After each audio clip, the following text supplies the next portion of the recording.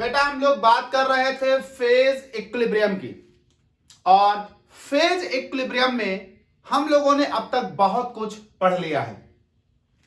आपके सारे concept like phase, component, degree of freedom, Gibbs phase rule, derivation of Gibbs phase rule, Clausius Clapeyron equation clear हो गए होंगे। साथ ही साथ अब तक मैं आपको पढ़ा चुका हूं वन कंपोनेंट सिस्टम्स, जिसमें से वाटर सिस्टम पढ़ाया, सल्फर सिस्टम पढ़ाया और कार्बन डाइऑक्साइड सिस्टम पढ़ाया। बेटा आज पार्ट 10 से हम लोग स्टार्ट कर रहे हैं two component system. Two component system ऐसे सिस्टम है जिसमें हम एक नहीं दो कंपोनेंट लेकर चलेंगे, यानी सिस्टम की किसी भी फेज में अगर हम कंपोजिशन देखेंगे तो अब हमारे पास टू कंपोनेंट सिस्टम में सभी फेजेस में कंपोजिशन दो लोगों की आएगी, क्योंकि दो लोग होंगे। तो अगर हम टू कंपोनेंट सिस्टम को पढ़ें तो किसी भी टू कंपोनेंट सिस्टम को पढ़ने से पहले हमें कुछ बातें पढ़नी हैं, बहुत इंपॉर्टेंट हैं, पूछी जाती हैं। जैसे हम लोगों ने गिब्स फेज रूल पढ़ा। गिब्स फेज रूल होता था F equals to C minus P plus 2, लेकिन टू कंपोनेंट सिस्टम पर F equals to C minus P plus 2 apply नहीं होगा, कुछ और है।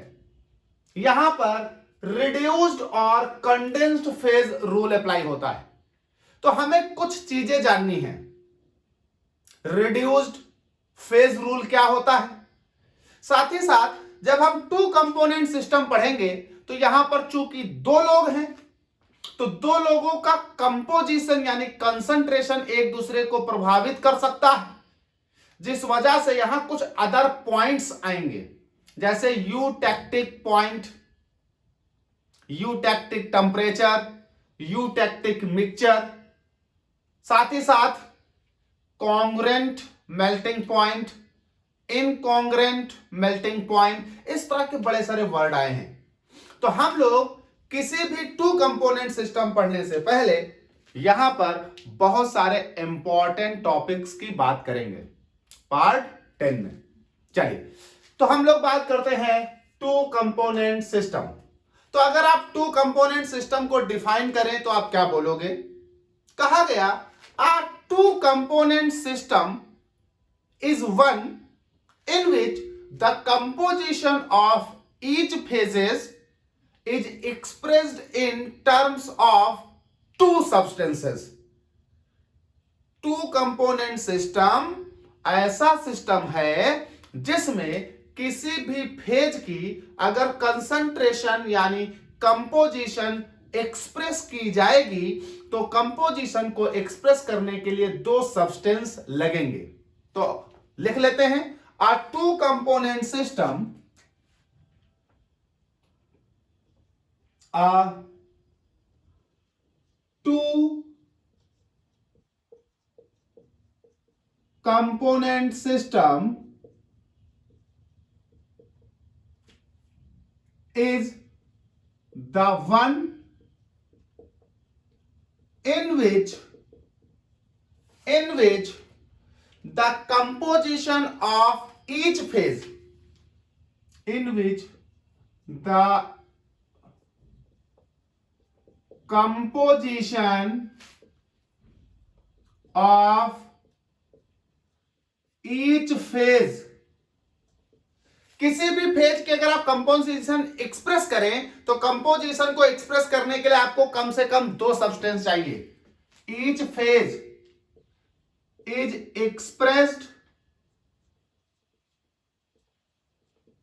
expressed in terms of two substances। कितने सब्सटेंस चाहिए? दो सब्सटेंस चाहिए। तो टू कंपोनेंट सिस्टम वो है जिसमें किसी भी फेज का कंपोजिशन बताने के लिए हमको कम से कम 2 लोगों की आवश्यकता होगी। चलिए एक बात जरा गौर करिए, गिब्स फेज रूल के अनुसार डिग्री ऑफ फ्रीडम निकाला जाता था। तो अगर यहां कंपोनेंट 2 है तो मैक्सिमम डिग्री ऑफ फ्रीडम क्या हो सकता है?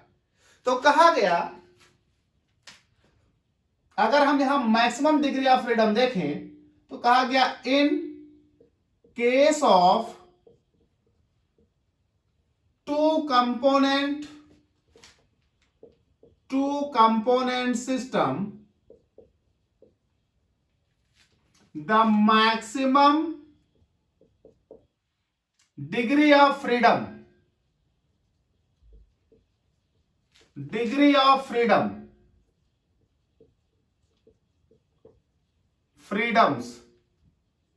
Are maximum degree of freedom. मैं आपको पढ़ा चुका हूं मैक्सिमम डिग्री ऑफ फ्रीडम तब होंगे जब मिनिमम फेज हो, क्योंकि डिग्री ऑफ फ्रीडम और फेज एक दूसरे के इनवर्सली प्रोपोर्शनल थे। तो मिनिमम फेज क्या हो सकते हैं? कम से कम 1। तो maximum degree of freedom are, तो आप क्या एक्सप्रेस करोगे भाई? देखिए डिग्री ऑफ फ्रीडम क्या था? F equals to C minus P plus 2।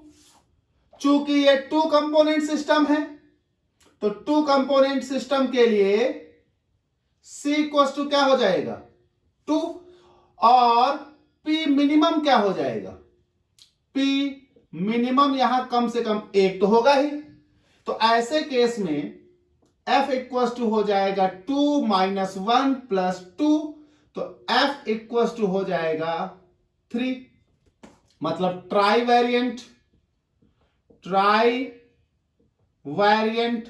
और बेटा यहीं पर देखिए कॉन्सेप्ट है, अगर हमारे पास 2 कंपोनेंट सिस्टम के लिए मैक्सिमम डिग्री ऑफ फ्रीडम 3 आती हैं ट्राई वैरिएंट, तो इसका सीधा मतलब होगा कि यहां 3 वेरिएबल हैं।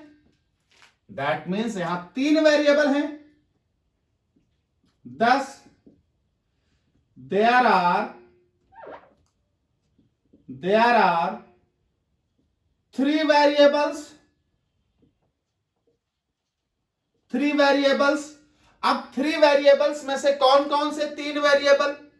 जरा याद करिए, 2 वेरिएबल तो इसमें ऑलरेडी हैं।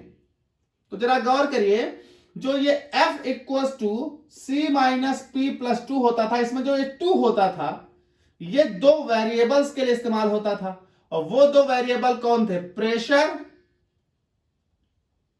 और टेम्परेचर। तो इसके अनुसार 2 वेरिएबल तो हमारे पास पहले से हैं, एक है टेम्परेचर और दूसरा है प्रेशर। अब तीसरा वेरिएबल क्या होगा? तो जाहिर सी बात है, जब 2 लोग हैं तो आपको यह भी बताना पड़ेगा कि इस मिक्सचर में कंपोजिशन क्या है। मतलब मान लीजिए कोई 2 लोग ए और बी हैं, तो यह बताना पड़ेगा ना ए कितने परसेंट है, बी कितने परसेंट है।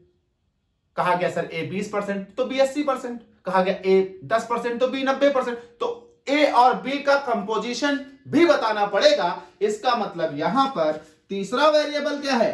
कंपोजिशन। मतलब सीधा सीधा बोले तो कंसंट्रेशन। अब यहां हो गए 3 वेरिएबल। जब बेटा मेरे पास 3 वेरिएबल हो तो 3 वेरिएबल को एक्सप्रेस करने के लिए हमें 3 एक्सिस चाहिए होंगी ग्राफ में। जैसे हम 1 कंपोनेंट सिस्टम जब ड्रॉ करते थे, उसका ग्राफ बनाते थे, फेज डायग्राम बनाते थे, तो 1 कंपोनेंट सिस्टम जरा गौर करिए, टेम्परेचर वाली लाइन होती थी, प्रेशर वाली लाइन होती थी। क्यों? क्योंकि वहां 2 वेरिएबल होते थे, प्रेशर और टेम्परेचर। लेकिन अब मेरे पास वेरिएबल हो गए 3, तो अब मेरे पास एक लाइन प्रेशर की चाहिए, एक लाइन टेम्परेचर की चाहिए और एक कंपोजिशन। यानी एक एक्स एक्सिस, एक वाई एक्सिस, एक जेड एक्सिस, तीनों पर अब हमें वेरिएबल मिलेंगे। इसका मतलब अब हमें 2D मॉडल से काम नहीं चलेगा, 3D मॉडल बनाना पड़ेगा, यानी 3D ग्राफ बनाना पड़ेगा। इसका मतलब अगर इन 3 वेरिएबल्स को आपको एक्सप्रेस करना है तो ये 3 वेरिएबल्स बेटा तभी एक्सप्रेस होंगी जब आपको 3D मॉडल चाहिए। हम मतलब 3D ग्राफ बनाएं। तो कहा गया to express the 3 variables simultaneously, साथ साथ अगर आप तीनों वेरिएबल एक्सप्रेस करेंगे तो we required a 3D model to represent the phase diagram of two component system. कहा गया hence a 3D, three-dimensional model is required to express the phase diagrams of two component system. हमें phase diagram of two component system को express करने के लिए 3D model की आवश्यकता चाहिए। अब 3D model in the sense like this, इस तरह का मॉडल चाहिए जिसमें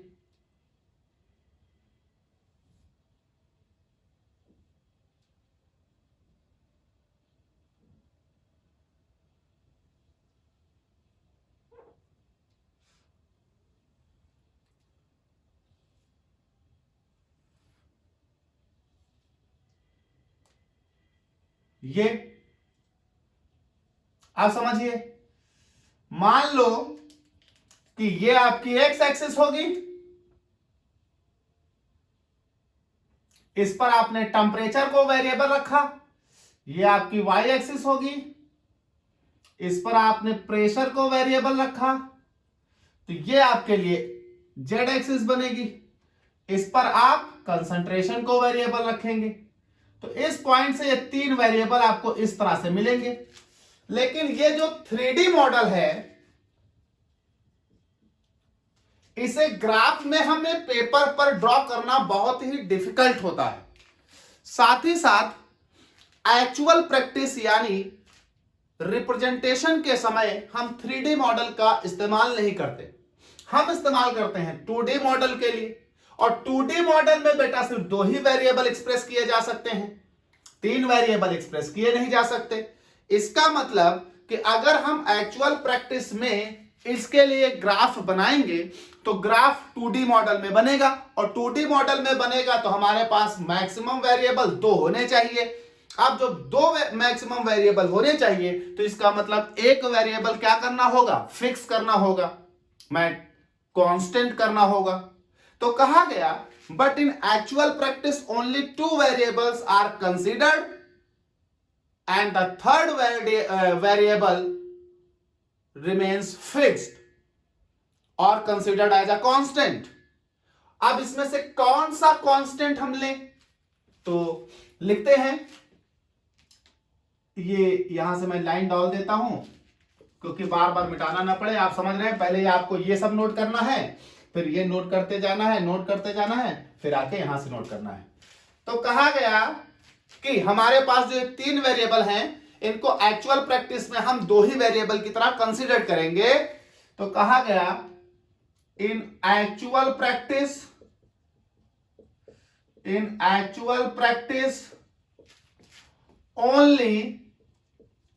only two variables are considered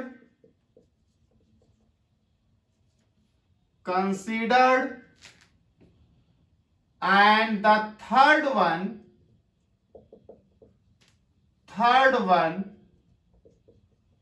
taken as constant। सिर्फ हम दो वेरिएबल को ही कंसीडर करेंगे और तीसरे को हम लेंगे कांस्टेंट। अब कौन सा तीसरा, hence there are three types of graphs are obtained, क्योंकि हम तीसरा कोई भी कर सकते हैं। Hence there are three types of graphs are obtained. कौन कौन से तीन तरह के ग्राफ आपको प्राप्त हो सकते हैं। पहला कि हम दो वेरिएबल लें, एक एक्स एक्सिस पर एक वाई एक्सिस पर।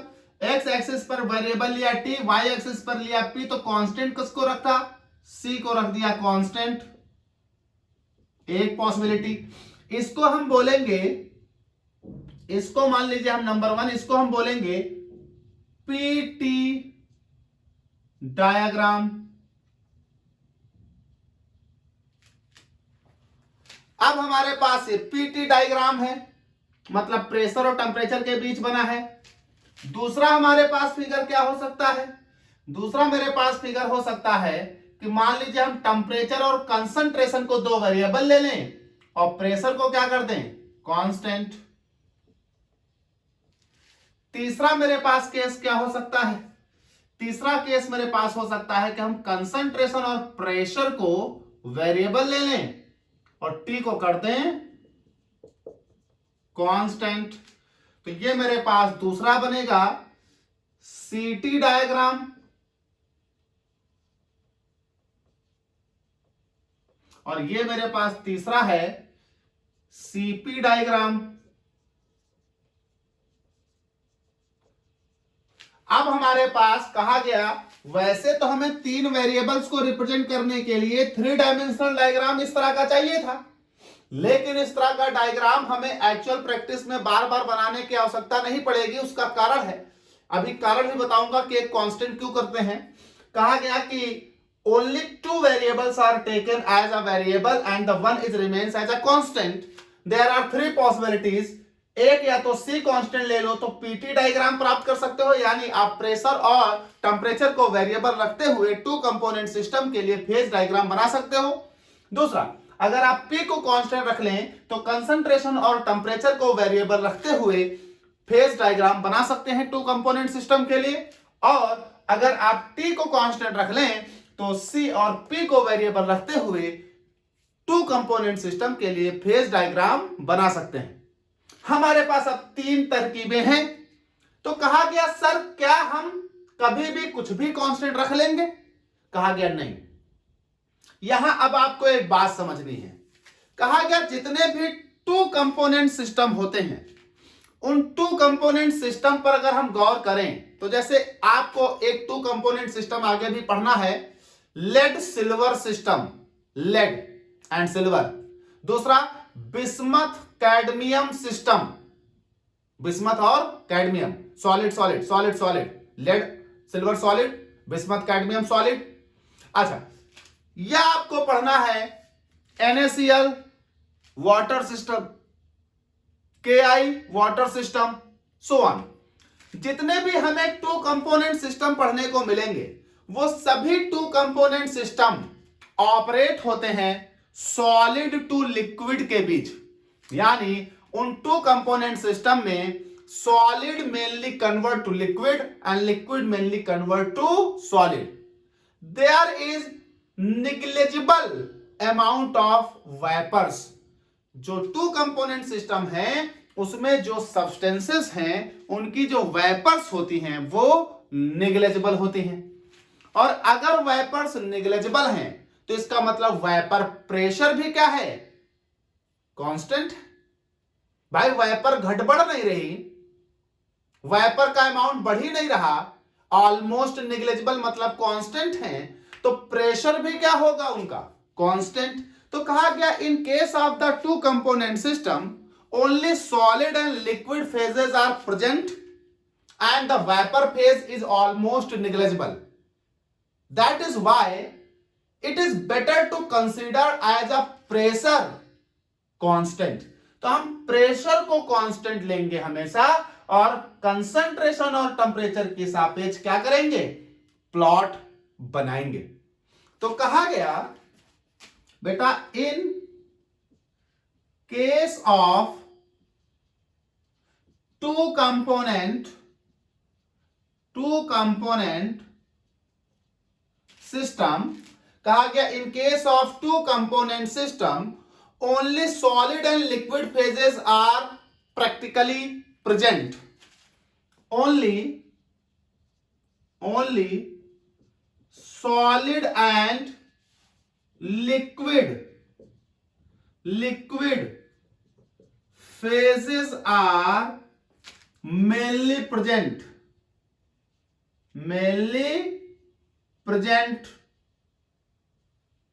and there are very little amount of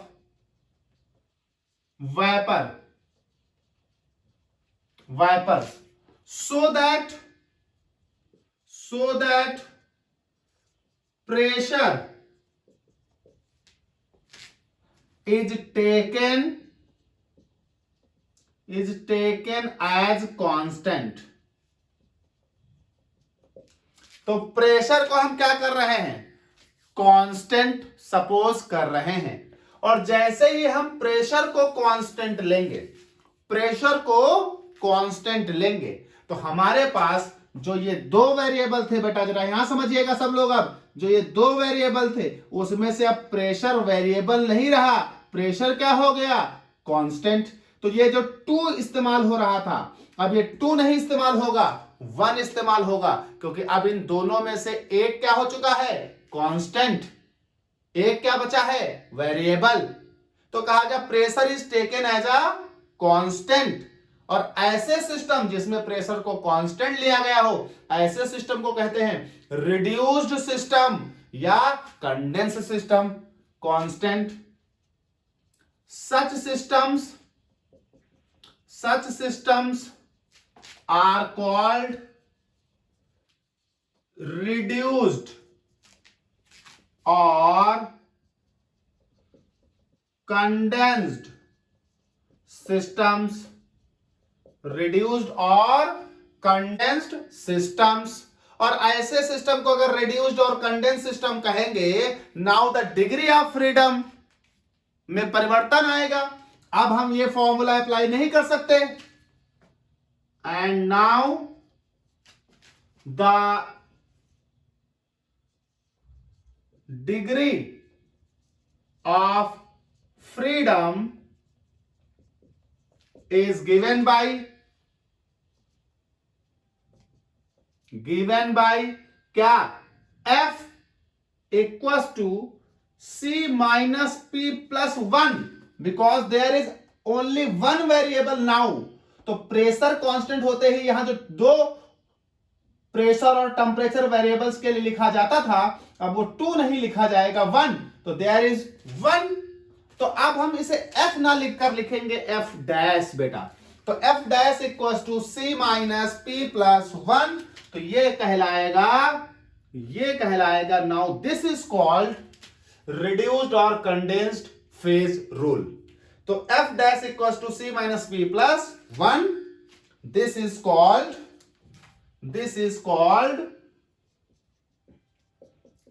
called reduced or condensed phase rule। तो अब आप इसे कहोगे reduced और condensed phase rule। और जितने भी 2 कंपोनेंट सिस्टम है बेटा, जितने भी 2 कंपोनेंट सिस्टम है, उन सभी 2 कंपोनेंट सिस्टम पर ये वाला फेज रूल नहीं बल्कि ये वाला फेज रूल यानी रिड्यूस्ड और कंडेंस्ड फेज रूल अप्लाई होगा। क्यों? क्योंकि सभी 2 कंपोनेंट सिस्टम जो हैं वो कंडेंस सिस्टम कहला रहे हैं, वो सभी कंडेंस सिस्टम कहला रहे हैं, इसलिए उस पर रिड्यूस्ड या कंडेंस्ड फेज रूल का एप्लीकेशन होगा।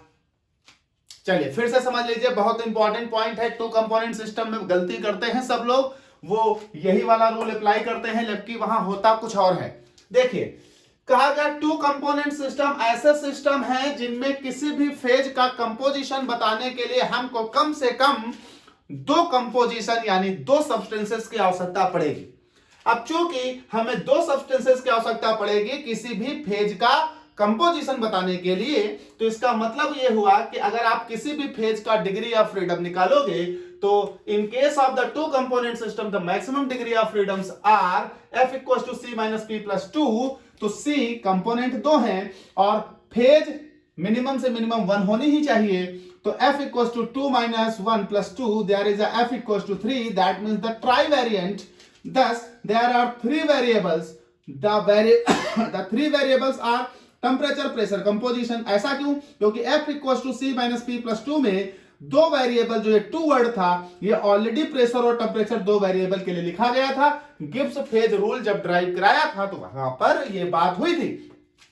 टेम्परेचर, प्रेशर और कंपोजिशन अब तीन वेरिएबल हो गए, यानी कंसंट्रेशन। अब तीन वेरिएबल को रिप्रेजेंट करने के लिए हमको बेटा 3D मॉडल की आवश्यकता पड़ेगी, क्योंकि एक वेरिएबल एक एक्सिस पर, दूसरा वेरिएबल दूसरी एक्सिस पर, तीसरा वेरिएबल तीसरी एक्सिस पर, तो हमें 3D मॉडल की आवश्यकता पड़ेगी। तो 3D मॉडल इस तरह का दिखेगा, यानी एक एक्सिस पर T, एक एक्सिस पर P और एक एक्सिस पर कंसंट्रेशन। लेकिन कहा गया 3D models are not usually applied because we use only two variables and one variable is remains constant। कैसे? कहा गया in actual practice only two variables are considered and the third one is taken as constant, hence there are three types of graphs are obtained।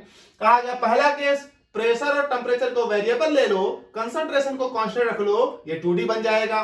दूसरा case, concentration और temperature को variable ले लो और pressure को constant रख लो। कहा गया तीसरा केस, कंसंट्रेशन और प्रेशर को कांस्टेंट वेरिएबल रख लो और टेम्परेचर को कांस्टेंट रख लो। तो यहां तीन डायग्राम्स हो सकते थे, पीटी, सीटी और सीपी। कहा गया in case of the two component system only solid and liquids are present in equilibrium to each other and there are only little amount of vapors, that means the vapor pressure of the system remains constant। so the vapor pressure of the system remains constant, that means the pressure is constant। this means this is the condition जिस पर हम क्या करेंगे, plot draw करेंगे। और ऐसे system में जिसमें प्रेशर रिमेन्स कांस्टेंट है, उसमें सिर्फ लिक्विड और सॉलिड ही एज अ कंपोजिशन लिए जाएंगे, और ऐसे सिस्टम को हम बोलते हैं रिड्यूस्ड सिस्टम या कंडेंस्ड सिस्टम। और कंडेंस्ड सिस्टम या रिड्यूस्ड सिस्टम में डिग्री ऑफ फ्रीडम किस फॉर्मूले से निकाला जाएगा? तो now the degree of freedom is given by f equals to c minus p plus 2 होना चाहिए था, लेकिन चूंकि हमने p कांस्टेंट कर दिया, इसका मतलब यहां दो में से एक वेरिएबल कांस्टेंट हो गया, तो टू वेरिएबल कन्वर्ट इनटू 1, तो ये हो जाएगा f equals to c minus p plus 1। अब चूंकि यहां 1 किया, चूंकि अब ये फेज रूल थोड़ा बदल गया, तो इसे हम f की बजाय f डैश लिख रहे हैं। तो f dash equals to c minus p plus 1 and this is called reduced और condensed phase rule, most important. चलिए इसी के साथ हम बात करते हैं टू कंपोनेंट सिस्टम कितने टाइप के होते हैं। तो आप लोगों का जब रिड्यूस्ड और कंडेंस्ड फेज रूल आएगा तो ये यहां से शुरू करोगे, ऐसे लिखते जाओगे, ये सब लिख दोगे। बात करते हैं टू कंपोनेंट सिस्टम्स कितने टाइप के होते हैं।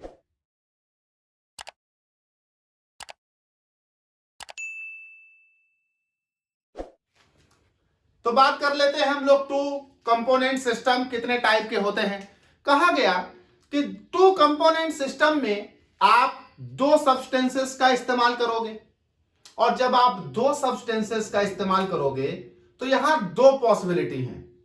हो सकता है वो दोनों सब्सटेंस एक दूसरे में केमिकली रिएक्टिव हो, या हो सकता है वो दोनों सब्सटेंस एक दूसरे के साथ कोई केमिकल रिएक्शन ना करते हो। तो कहा गया अगर वो दोनों सब्सटेंस एक दूसरे के साथ कोई केमिकल रिएक्शन नहीं करते होंगे तब क्या कहोगे? तो कहा गया पहला केस यहां बनता है केमिकली नॉन रिएक्टिव सब्सटेंसेस,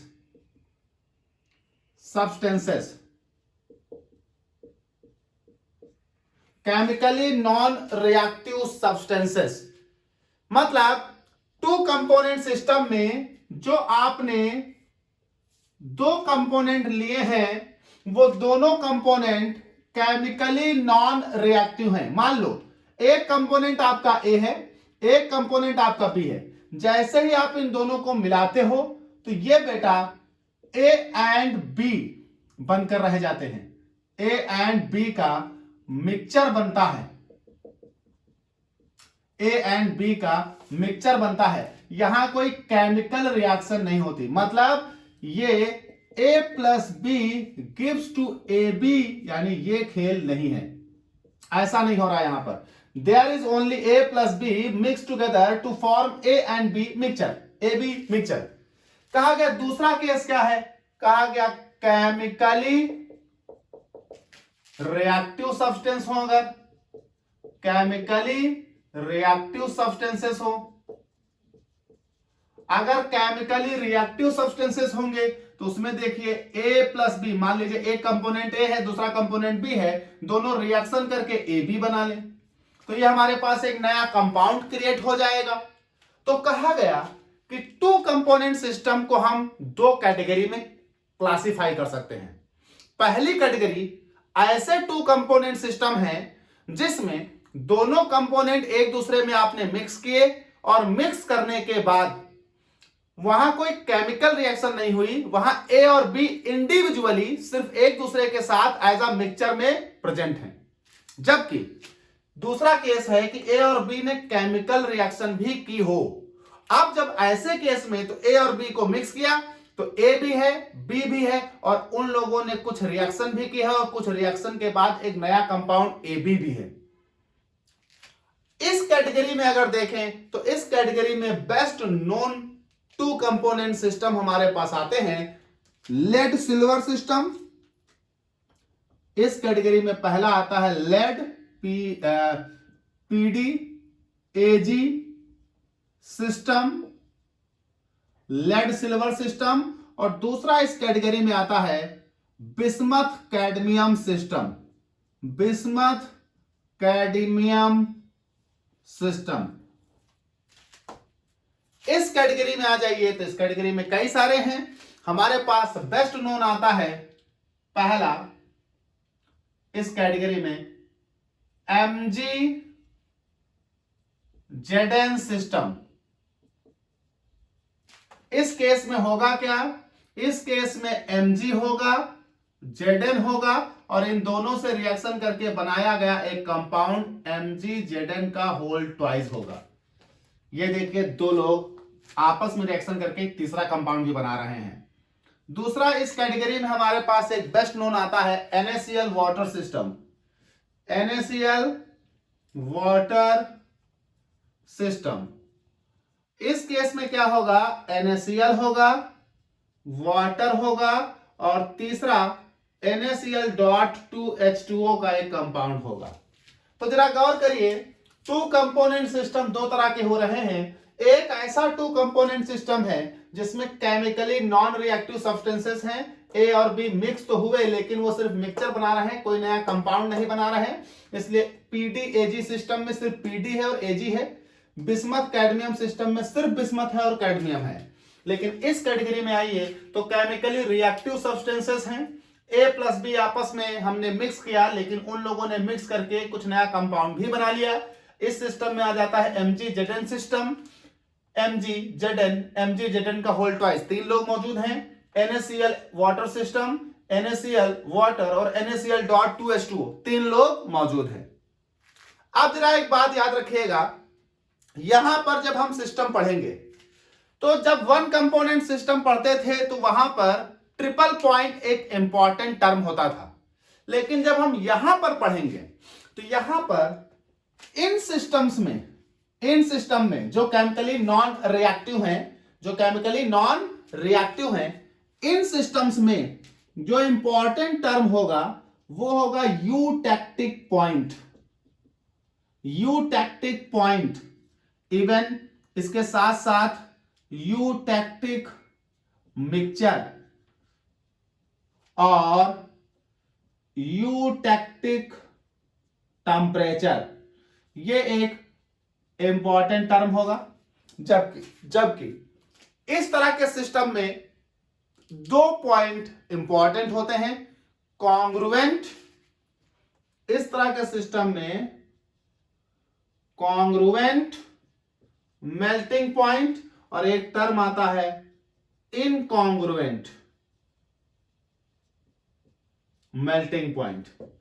तो congruent melting point, incongruent melting point जैसे टर्म आते हैं। तो बेटा दो आते हैं, हम पहले एक काम करते हैं, आपको eutectic point, eutectic mixture, eutectic temperature, congruent melting point, incongruent melting point जैसे टर्म समझा देते हैं। फिर हम लोग सिस्टम पढ़ना शुरू करेंगे। ठीक है भाई। तो eutectic point, eutectic mixture, eutectic temperature, congruent melting point, incongruent melting point, ये सब क्या होता है नेक्स्ट अगले पार्ट 11 में।